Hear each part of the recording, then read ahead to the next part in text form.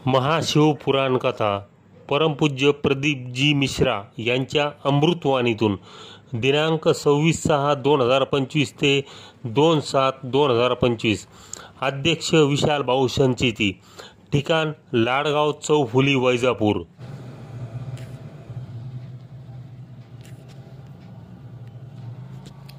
जीवनात भगवान शिव सारखा गुरु करा। पंडित प्रदीप मिश्रा। शिवपुराण म्हणजे भगवान श्री शंकराचे पवित्र चरित्र होय। या चरित्रातून पुराणातील अनेक कथांचा उलगडा होतो। जीवनात गुरु करायचा असेल तर भगवान शिव सारखा करावा असा सल्ला पंडित प्रदीप मिश्रा यांनी दिला।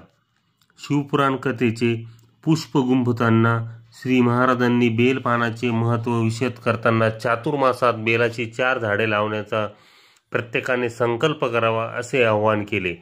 ते पुढे म्हणाले, मन स्थिर ठेवून कथेचे श्रवण केल्याने निश्चितपणे लाभ होतो। आपण आपल्या 10 इंद्रियांना ताब्यात ठेवू शकतो, पण 11वे इंद्रिय मनाला स्थिर करणे अतिशय कठीण असून त्यासाठी दृढता आवश्यक आहे। मन स्थिर ठेवण्यासाठी मंडपात जाऊन महाशिवपुराण कथा ऐकणे गरजेचे आहे।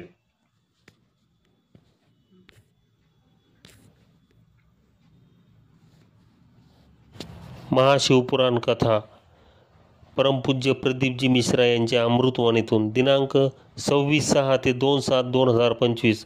स्वागतोत्सुक प्रकाश पाटील चव्हाण, शिवसेना गटनेते तथा नगरसेवक वैजापूर। महाशिवपुराण कथा परमपूज्य प्रदीपजी मिश्रा यांच्या अमृतवाणीतून दिनांक 26/6 ते 2/7/2025। स्वागतोत्सुक साबेर भाई, माजी उपनगराध्यक्ष नगर परिषद वैजापूर।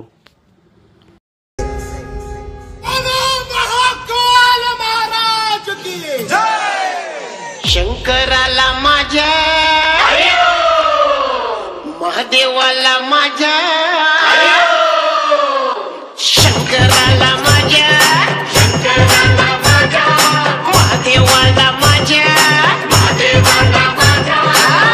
आवडते बेलाचे पान पान, आवडते बेलाचे पान, आवडते बेलाचे पान।